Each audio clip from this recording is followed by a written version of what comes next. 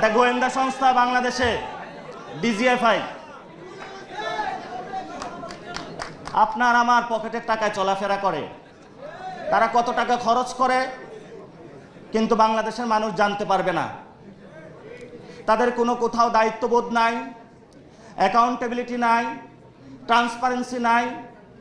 তাদের একটাই কাজ, মানুষকে ভীতি প্রদর্শন করে যে কিছু বলবি আয়নাগরে নিয়ে আসবো।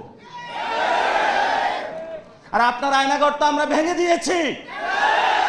সামনে যদি আয়নাগর প্রচেষ্টা করা হয়, আমরা সে আয়নাগর কেন ডিজিএফআই এর হেডকোয়ার্টার ভেঙে দিব।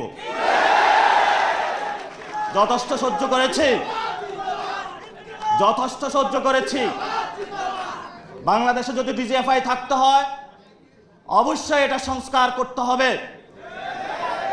যদি সংস্কার করতে না পারেন, ট্যাক্সের টাকা নিয়ে যদি গুলি তাক করেন